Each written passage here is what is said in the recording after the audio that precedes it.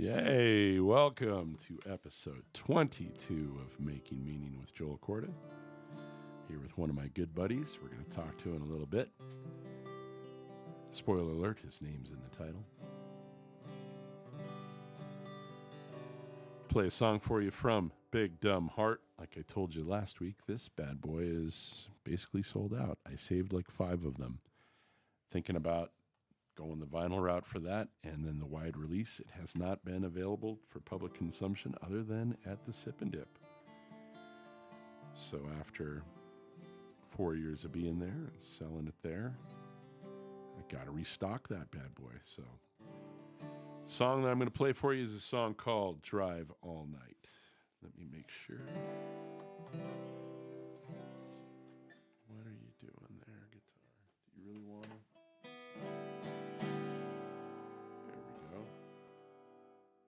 All right.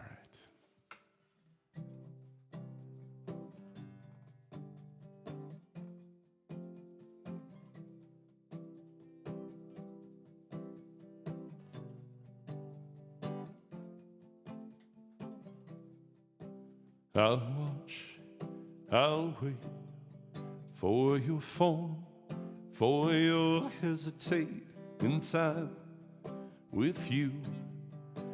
This weight, this cross on my chest slipped away.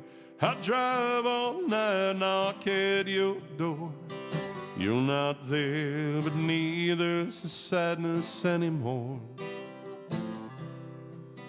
Down from your door, feeling mad, feeling everything. This path, sidewalk, car door, inside, in gear, in flow, in shield, radio, Isbell 97s and the junkies too. Well, I'll drive all night, knock at your door. You're not there, but neither is the sadness anymore. And what a lovely parting gift you've given me. What a lovely way to burn. These things that were a part of me are not part of me. I've learned unwound, unbound, untwined, now untethered to, not spun, but calm, not yours, not even if I wanted to. Go drive all night, knock at your door. You're not there, but neither's the sadness anymore. I'll drive all night, knock at your door. You're not there, but neither's the sadness anymore.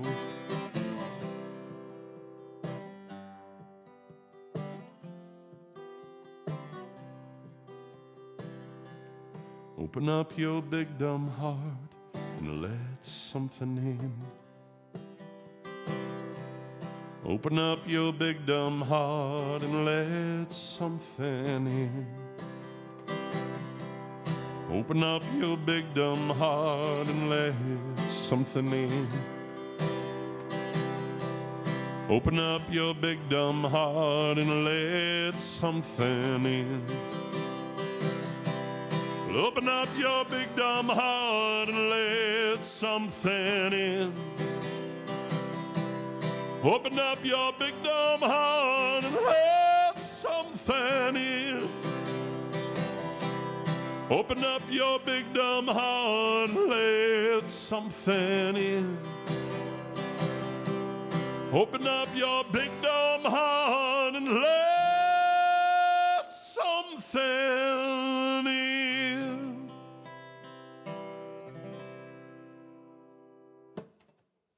Thank you very much. Thank you, sir. Thank you. Oh, yeah, it's on. Oh, yeah, that's good stuff. Thank you, everybody. Let me play our word from our sponsor. Strength, story, steel. That's O'Boyle Steelworks. Every knife we forge is one of a kind, built to last, built for you. From custom blades to hand-etched detail. Each piece carries history in its steel. Whether for daily use or as a showpiece for generations, we craft it by hand right here in Montana. Find O'Boyle Steelworks on Instagram, Facebook, Etsy, and Patreon. Strength, story, steel. That's right. Go get yourself some O'Boyle steel. The O'Boyle... It's going to make it really bad. It's going to get real bad. This is the problem with my next guest. He brings out the best or worst of me. There he is. There's a quick shot of him. I do like that picture. I like the picture. It's a good picture. All right. Song number 2 it's going to be from Saint Somewhere. One of the only ones you can actually get online. A song that I wrote for my grandparents, but it's named after my grandmother, Josephine. Song's called Josephine.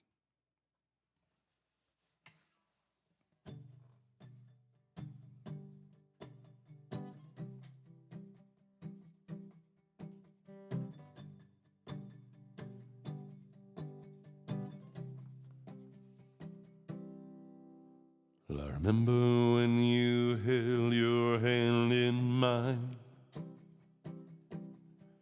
and I remember when we had a good time. And if you think about the way we used to be, you'd forget all of these things that are wrong with me. Oh, Josephine,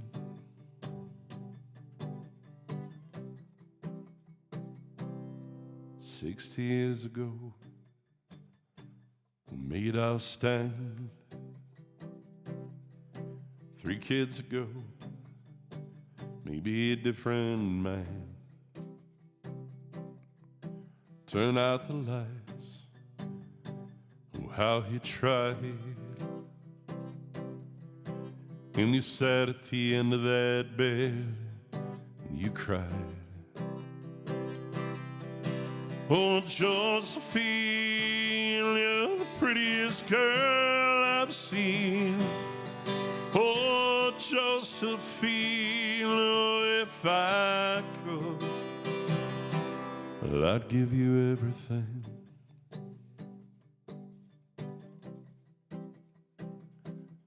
I'd give you everything.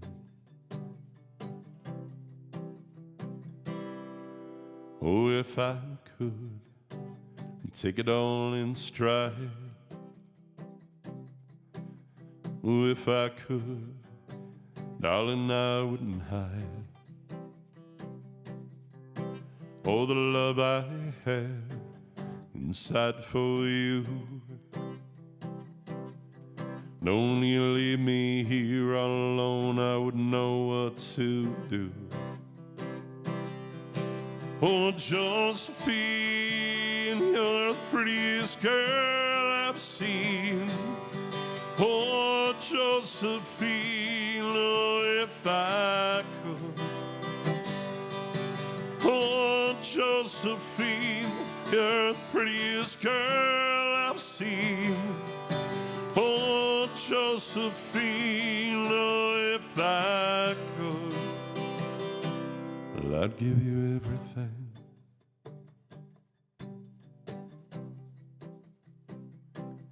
I'd give you everything.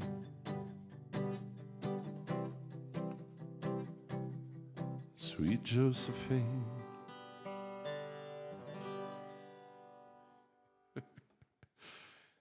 All right, I have to, thank you, sir. I have to go through something that sometimes happens to me where I'm trying to live within a song. And I'm trying to live within the song and be present to the song. And the song's important to me because it's about my ancestors. And, you know, my dad's in that song too, who I've recently lost. And I'm in it, but you don't want to be too far in it because it's not for you, it's for them. and I'm just having this struggle. But then I look up to see that I've left my water. I don't know why this would even be on this desk. It's what I use for my teeth. But pretty fun stuff. There you go. All right, let's see what we got here. We got Jalen McCarthy. Thank you, Jalen. It's good. I haven't seen you in a long time. Somebody our guest knows quite well, Leslie Noble Evans, the Mrs. Dr. Evans. Thank you. I appreciate that. Joy Geller giving us the smiley face and saying, Chris. There he is. Well, you'll see him soon. Usually I do 3 songs. Today I'm doing 2. Because clearly I'm easily distracted. And I want to get to my guest. All right, hold on. Let me do this. Actually, oh, look at what I can do. Dr. Evans. Yes, sir. We're doing it. Finally. Let me show off this. Let me show off this pretty boy for a second, if you don't mind. If you'll indulge me, where I can. Oh, why is it not? Now it's not there. Where'd it go? Okay, here we go. Today's guest is someone who has quietly shaped more creative lives in Great Falls than most people will ever realize. Chris Evans is the drama instructor at Charles M. Russell High School, a teacher, director, published playwright, but he's also someone who deeply understands what it means to build rooms where people feel brave enough to speak. Chris left Great Falls, trained hard, earned his degrees, and chose to come back, not just to make art, but to help others discover their voice. I've had the joy of working with him as an actor in some of my own TV and video projects, and I've seen firsthand the generosity, trust, and craft he brings into every space he enters. Today we're talking about teaching, playwriting, collaboration, and what it really means to make meaning on stage, in the classroom, and in life. Chris Evans, welcome to the show. There he is. That's me. That's That's me. It is I, the Crevens. Well, first things first. What year did you graduate, CM Russell? I graduated CMR in 1983. Beautiful, beautiful. And you were also a football player. You and Yes, I have I have that in common. Did you love football first or theater first? I loved football first. Then I found I had a friend of mine who said, "Man, you ought to try a drama class." And he said, "Why?" And he goes, "You'll see." And so You'll see. I walked into the drama class, and as I tell the kids, do you want the artistic reason why I took the drama class, or do you want the real reason I took the drama class? Artistic is, I wanted to act. The real reason was the girl to guy ratio was definitely in my favor. The ladies. It's Oh, for the yeah. ladies. It had to be the ladies. Sorry, honey. You're my fave. She was in that room, though. Oh, yeah. So worked out pretty good. It worked, definitely. It Nice. worked out. So what year were you in high school when you walked in there?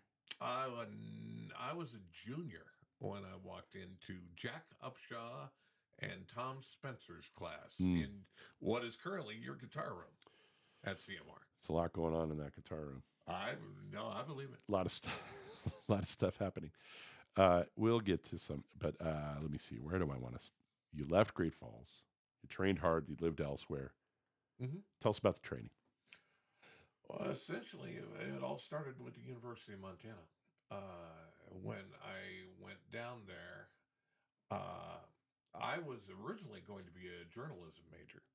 Oh, And okay.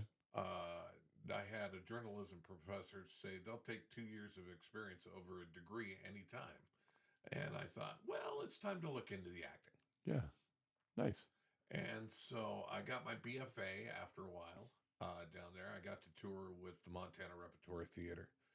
And that is where I met Greg Johnson. Yes. Greg Johnson was an amazing friend to me and a person I consider a mentor. And so they invited me back to come get a directing MFA and working the shows, and it was brutal. It was brutal, but artistic lessons I took away from that still last today. And I'm into my 60s now. Beautiful. What about the writing? When did that start? The writing actually started with Tom Spencer. Oh, okay. At one time, CMR used to have a competitive drama team. In fact, we were talking about football. In my senior year, I was a state champion football player and a state champion part of the drama team. Nice. Now, my wife always says 2 years before, she got a first place. I only got a fourth in there, and she doesn't hold that over my head at all. She's also saying you were not in high school together. No, we were 2 years. Here we go. I want to make sure that she's represented. Represent. And Joyce says, huzzah, and wahoo, and yay. Yay. There we go.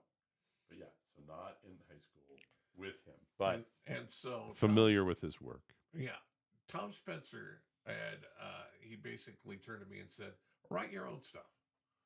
And so I did. And he had me listen to old Bob Newhart on the phone records. And I came up with this little man named Fernando, not politically correct now. Right. But Tom basically gave me the prompt, which was a guy whose house is on fire and the fire department is directly across the street, but they won't come and put it out because he's not in the district. Right. And I found some success there. A bureaucratic oversight. Oh, yeah. Yeah. Fast forward to the Missoula Colony, which was once again started by Greg Johnson. It was Greg would bring in big name playwrights to test their new work in Missoula, Montana. Yeah. Which was, what an opportunity. Yeah. What an opportunity. I became very good friends with a man you've directed before, Jim McClure. Love it. One of my favorite stories was Arthur Kopit. He brought some new stuff, and he had to leave that night because he was picking up his Tony Award the next night. Right. And I learned a lot more about writing from people who had done it for years and successfully. Well, and you also saw them willing to try stuff in a room. Oh, yeah. What did that mean to you? Like when you saw these big names, but they're bringing the stuff to hear themselves. Be brave when you write. Be brave when you write. If you got something to say it. Come to the acceptance. Not everybody's going to like it. So what? Be brave, step forward, and say what you got to say. That's a good recurring theme for some of the stuff I'm going to show the folks on the table here. Yay. It's Sam Hunter out of Moscow, Idaho. He was in high school when I played Tevye at the University of Idaho, and he went on to write a bunch of great stuff. He won the McCarthy grant, and he's the writer of The Whale. Yeah. But I saw him at the Colony because I was there. I wasn't at the Colony, but I was there to get the one credit, to be able to teach. And exactly. It's a good system. Another bureaucratic fun part. Yes, you have a master's, an MFA in theater, but you got to take one from us or it doesn't count. Exactly. Wow. What's it like when we're in faculty meetings together, Krevins? Oh, the one thing I love about being in faculty meetings with you, we do not suffer, we'll say, not important stuff well. Right. You taught me how to turtle. Well, my wife taught me. You want to show the people? Oh, hey, I got you. All right, turtle. The turtle. Yeah. The information's getting worse. And I'm getting, and you just go up more and more. Yeah. We have perfected the what the heck look between us, I think. Well, the long take is a good one. The slow burn. Yeah, the slow burn. And it's just fun because the not important stuff just goes on for so long. You're more entertaining. Well, so are you, buddy. Yeah, I'll take it. I still remember one and I'm not going to say who it was, but it was the first time it happened was they were quoting, I don't even remember what the movie was, but it's a Vince Vaughn line of they were giving and presenting information and they said, "Now that's just the tip. Yeah. Now if you want more than the tip, then we're just going." Yeah. No. Abort. Horrible. Abort. I do want to show these off. All right. So the first one we got here. That was a play that a friend of mine and I wrote Let me show the title here. in, I want to say 1998, 99, called American Roulette. Pre-Columbine. Yes. It is 24 hours in the day of a school shooting done through monologues. And how it affects 8, 9 people in this period of 24 hours was really, Montana Rep picked it up. Yeah. They debuted it. And 10 days later, Columbine happened. Yeah. As my wife likes to say, people were calling her, cast members from our show were calling her saying, on the news, they're saying our lines. Yeah. They're saying our lines. Yeah. What was the impetus for you with that? My oldest son, Adam, who is now 30, he was 2 back then. He was playing in front of the TV at an angle when the news reports came through that he was part of the picture. And that scared the heck out of me, Joel. That scared the heck out of me. Well, and we've talked about it. It's the reality of it has changed in the 21 years I've been Big teaching, time. and I'm sure you came back to CMR. What year was that? 2010. Beautiful. And what was it? Just the job? You had a job? I had a job. Had a family? Had a family. You had 3 kids at home at that 3 point. kids at home. Yeah, because I had Adam in my stagecraft class over at Great Falls High. Great Falls High. Yep. Okay. And I started, as an educator, I started looking through shows that are available to kids to do. Yes. And I hated it. Yeah. Kids want to say more than what is out there. Yes. And it doesn't all have to be heart-ripping, mind-melting stuff. They just want to be honest. Right. This was the next one. Yeah. Oh, yeah. Clowns with Guns. Should I read the back? Sure. Takes a theatrical and absurd look at the repeated and seemingly endless cycle of school violence. It happens. Everyone was terribly upset. Things continue as normal. It happens again. The story is mean. There are guns. The play puts school shooting violence out in the open and forces us all to do the same. Read the play with this knowledge. So you returned to the scene of the crime. I did. And I wrote that after, I want to say, after Pulse. Right. Pulse. And this is my first and really angriest play. And I wanted it to be angry. Yeah. And it came across, and two really wonderful things happened. I had a kid after it was done come up to me and just tear into me because he did not like the material. Right. And I celebrated that. Yeah. Because a kid normally doesn't do that, but it incited him. And another one of the teachers had me talk to a girl. She said, "Why did you write this?" And it's a theme that's been going through my life as an artist. You have 2 choices when you're an artist. Do something or do nothing. Right. Do nothing was not on the table. Nope. And I go back to what we were saying. Stand up, say what you need to say. Now, Clowns with Guns was picked up by theaterfolk.com. Yes. There were, at that time, a company out of Canada. And they published it. And right now, it's been done around the world. Pretty cool. England, London had a real great run of it.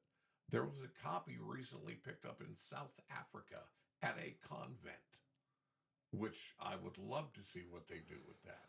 No, I want to know what the nuns are doing. Yeah. That's exciting. Nice. Oh. So again, and then the third one, we return to It was originally called H10. right, which I liked better, but I know that you had to get your hooky. All right. It was the theater folks that wanted Yeah, you. theater folks wanted a title that was, I think, clickbaity. Yes, which is fine because they're selling plays and you need to. Yeah, absolutely. And they were going to do me the honor of publishing it. I always thought that the title was a little too Cat Stevens' album, Life and Death in an Empty Hallway, but it works. Well, what's something you and I could probably share is that I think I was there for the impetus of that one. Yes, you and I were stuck in a room for 3.5 hours. Yep. Lockdown happened. I actually was supposed to sing over my lunch break. I was supposed to go sing at a funeral of a family friend. Because we were locked up, they didn't have any music at that funeral. No. But you and I were, you had a bat. Did I have a bat? I gave you a bat. Gave me a bat. We were there so long that we had kids peeing in garbage cans in the closet. Oh, And, yeah. You know, because it was a lockdown, I didn't get to my room. And, you know, I'm basically communicating with those kids and making sure they're okay. They had a bathroom, though. Oh, yeah. But tell me what it was about that moment that made Life and Death in an Empty Hallway come about. I've always been interested in the human side of these, not the political side of these. It doesn't. But how does this trauma? How does this affect us as humans? And so I started with a kid named Rick who had been shot, and he's outside. And one thing I'm a huge fan of A Christmas Carol. And so what I wanted to do was format this in a way he's visited by 4 ghosts. The ghosts were very honest. One was a kid he picked on. The character Marley was a former ex-girlfriend, former girlfriend. You know, her first line is, "You know where I got this chain?" You know, and I wanted, and then there's his future daughter. Yeah. And his brother who asks, "Can I have your room?" You know, pertinent information. And what Rick goes through, the changes he goes through, are very Scrooge-like. Yeah, are very Scrooge-like. One of the things I enjoy in theater is watching a character go from point A through every other point to point Z. Right. The difficult part for that, though, is he's on the ground. Yeah. Because he's not. Yeah. He's hurt. And I got an amazing young man named Reese Fenton, who never claimed to be an actor, but he wanted this role. Yeah. And he owned it. Yeah. What do you think it is? How are you helping your teenagers feel safe enough to take this stuff on, be ridiculous, and brave enough to be honest? I think it takes relationship building. Mm-hmm. I've got teenagers telling me their opinions. I've got teenagers. We're currently working on a play I wrote where they're talking about the material. What's the title of that one again? The title of that one is Error 404, File Not Found. Tell them how unhelpful I am in your life. I think one of the things that would be interesting to talk about is how we help each other. Yeah. Like the different ways we help each other. So the things that I write, I always cast Chris in. You're always in them. So all the different shows that we're doing, all the different, like I write for TV, and we're still trying to get some of these picked up. It's going to happen. I think so. It's going to happen. Yeah. But you've been a part of the carnival that I've tried to create, where I get an idea, we write it, get a film crew together, get actors together, and it's fast. We do stuff. We work fast. It's ugly. It's a proof of concept type thing. Right. But you're always a great collaborator on the set. I think that comes from our theater world, right? I You agree. say yes to who's there. What do you think about these? What am I trying to say, Chris Evans? Well, I think it comes down to a matter of trust. Mm. When writing something, song, play, TV show, it's personal, and there are times where you have to be vulnerable. And when I hand you my stuff, it's because I ultimately trust you. Right. You know, Right. And back at you. and you aren't going to BS me. Right. In fact, the play I'm currently working on, which was one of the greatest notes I got, was you said, it's written well, but I hate it. Because of the material is super heavy. Yeah. Yeah. And I did not take offense at that. I was like, okay, Right. Right. Because it's super heavy. I think our job when we read stuff is to say, well, what were you looking for feedback? Right. Because you don't want to squash an idea either before it's fully formed. Exactly. But so I'm always asking, what kind of feedback do we want? And then I don't know if you noticed, but it's usually a 24-hour turnaround. Oh yeah. Because I just you've handed it to me. You trust me with it. I'm going to give you what you need as quick as I can, because I don't want to be a cog in the wheel that slows it down. Right. Not that you're waiting for me to give, but you have handed it over for feedback to others too. And all my plays go through two people, you and my wife, Leslie. Wow. That's lovely. People forget sometimes how much theatrical knowledge Leslie has. Some people. And that's to their detriment. Yeah. That's to their detriment. Yeah. When Leslie says something doesn't work, I got to justify it or it's gone. By the way, she has said, thank you for clearing that up. Yes, we did clear it up. Candy Patton loves us both. We love you too, Candy. Candy, I hope you get back soon. We miss you. But you need that. You need that. You need the voices. You need to not be alone in a room for too long. Right, and you need to trust somebody when they're there for your benefit, even if it's a negative note. Yeah, they're there for your benefit. Right. There is no harm intended. Right. At all. Well, I also think to give a note it's all there. I don't like it. Right. Is not because I'm not writing your play. No. And the kind of feedback that always gets on my nerves is the kind where it's like, well, what I would do. It's like, I'm not asking you what you would do. I'm saying, tell me what you see. Back in the colony, Greg would tell people, when you give feedback, do not rewrite their play. That's it. Give them the feedback they need, but you aren't the writer here. Right. I think whenever I've helped you at all in any of these things, I don't give it. There's not a ton of you're doing the work. It's not that. I usually, if I'm called in, it's because you've been directing something for months. Yeah. And you're kind of blind to it, or whatever. I lose objectivity. That's it. And we know you. Everybody does. Yeah. So that's why I will call you in on things. Take a look at this and tell me if it even makes sense. Yeah. And poor Leslie and poor you. Honey, is it still good? Honey, is it still good? Yes, it's still good. Stop it. The children are horrible, but you are good. You are fine. Yeah. No, I love it. Okay, so, and then we get out of, we're still in high school. Oh, yeah. But then we're on the road. Dead Highway. Dead Highway. I was a huge Walking Dead fan. Yeah, you were? Huge Walking Dead fan. Till they jumped the dead zombie shark. Every shark. Did they ever jump the shark on that show? Oh, yeah. Okay. What season was it? It was actually the introduction of Negan. When Negan killed two fan favorites. Yeah, I remember hearing about that. People fled that show. Yeah. Were you still watched? I was still watching. I'm a nerd. And one thing that I had never done before was write a horror. Yeah. And I thought, I've got, my zombie background in watching this. I wanted to see if something would transfer from screen to stage. Yeah.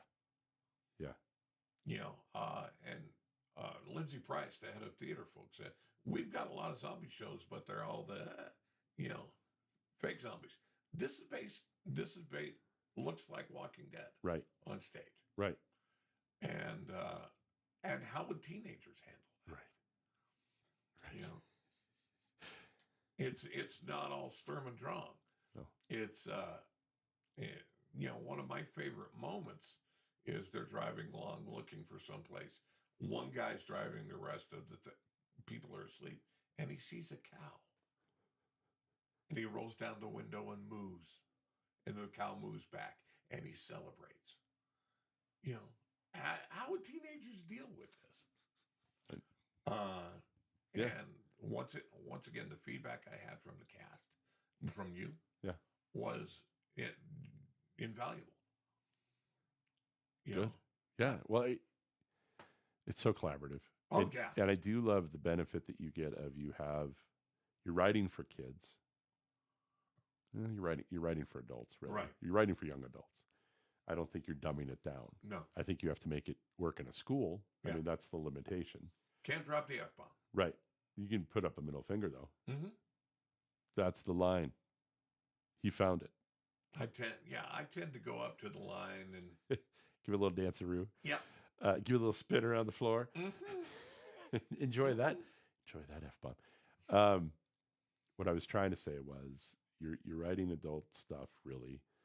You have a theater group that will put them on. And I do love that you get that before you send it in. So you're workshopping, essentially. Oh, yeah. And It's you're a free workshop. Yes. Kids are getting, and some kids are looking at acting and directing and all that post high school. Yes. And I like the idea of them having the opportunity to work with a playwright and original material. Yeah. I think that's important to that knowledge. I think it's important for them to see that it can be done Yeah. in any place. You know, I think that's part of what I always talk about with Great Falls in general. It's like, what do you think it is? What do you think people misunderstand about choosing to build a creative career here in Great Falls? I would take a look at it as I think people don't understand there are some really savvy people here. Yeah. Savvy, talented people. Yeah. I don't think they realize that. And there are some really savvy, talented people here. If someone wanted to start something and played it right, it'd work. Yeah. It would work. I always say Great Falls doesn't say no. Yeah, no. Yeah. And I've heard you say that. Yeah. I mean, you got to find the thing. Yeah. Hopefully they support it. But I've seen things that I never thought would go here work. Yeah. Take a look at Great Falls Theater Company. Yeah. Yeah. They're playing so many cards right. Yeah. And they're still going. Still working. I was thinking about even like the Mr. Sisters show. Yeah. Are we allowed to call them drag queens? Drag queens. Sure, why not? Yes, drag queens. In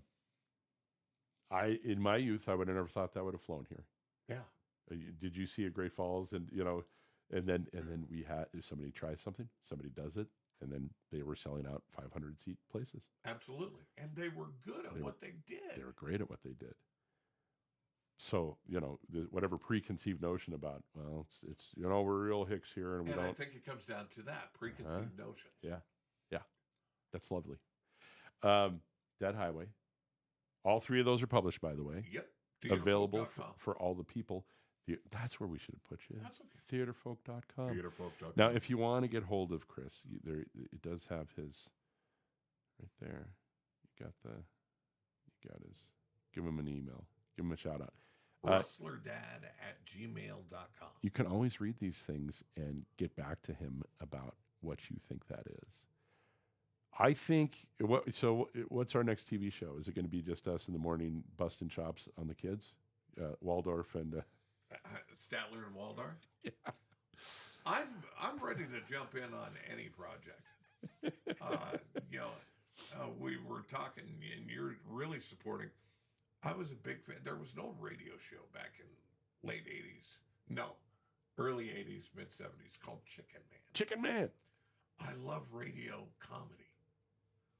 And I know radio stations are, to the teeth in sponsors and all that. But some voice acting, Yeah. some voice acting and just having fun. Wait a minute. I know. Hold on. Here we are at the end of the 10 darkest weeks of the winter. And you're talking fun. Yeah. Like a groundhog, perhaps, sticking his head up, looking around. Hey, Soon. it's coming. It's coming. It's always coming. It was nice to see some snow today. Yes, it was. Yeah. It's been creepy. Keep the ice away. A little creepy. A little creepy out there. Yeah.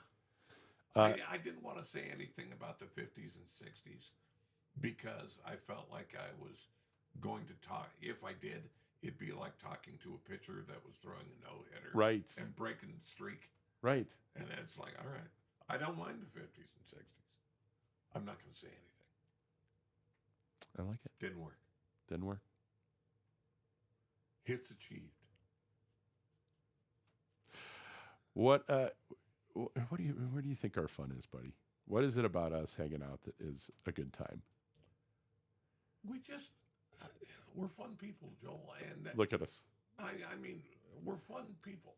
I like to think of myself as this serious guy, but I love just, when we did the TV show, Yeah.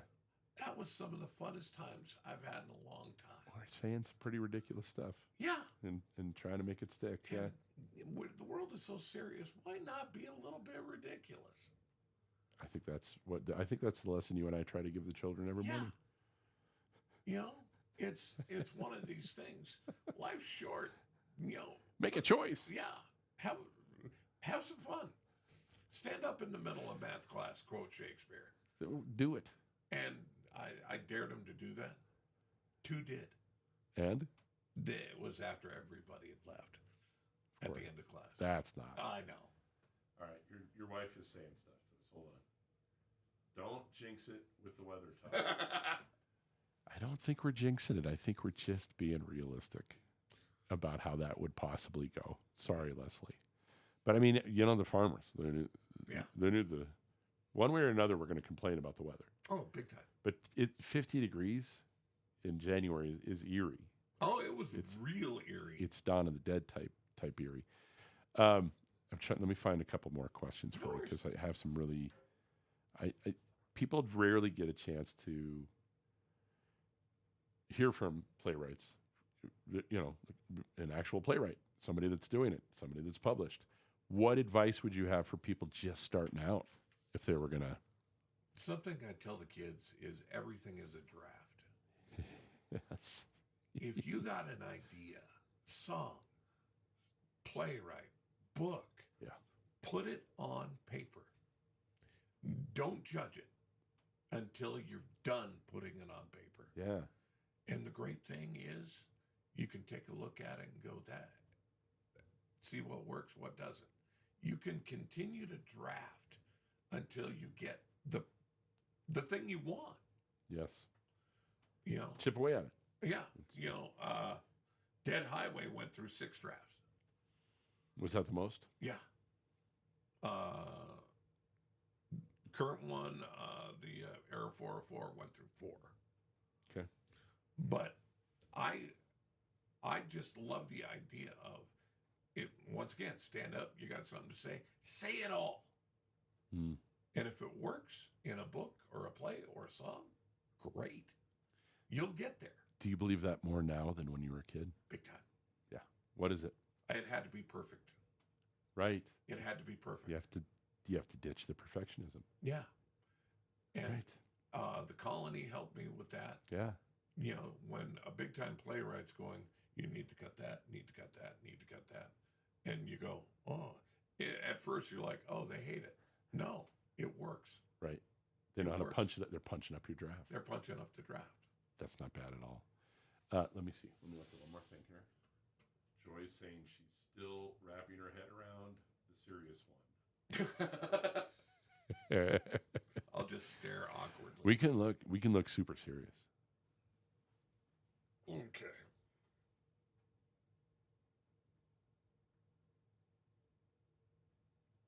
now they think the screen's frozen. Mr. Evans.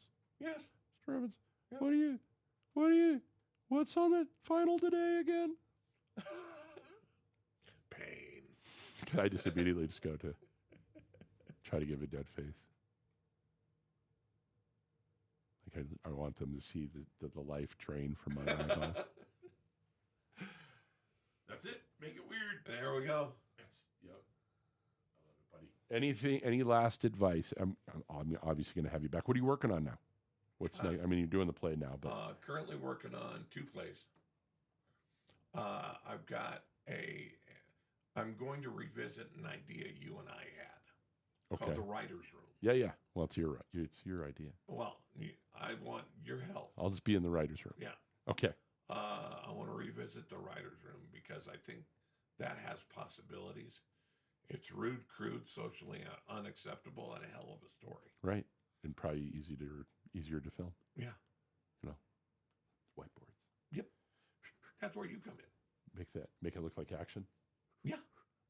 I can barely draw a stick, man. I know. Correct. We'll have to have a stunt guy. Well, thank you for your time, buddy. Joe, thank you. It's always good having you. It's always good hanging out. Good to be with you. Thank you, my people, for joining us this week. We'll be back next week. I don't even know if I'm going to be on time because we have the 8th grade comes to the high school. We'll see what happens. You got it. Yeah. Thank you, everybody. Have a great night. Ooh, I should have done that.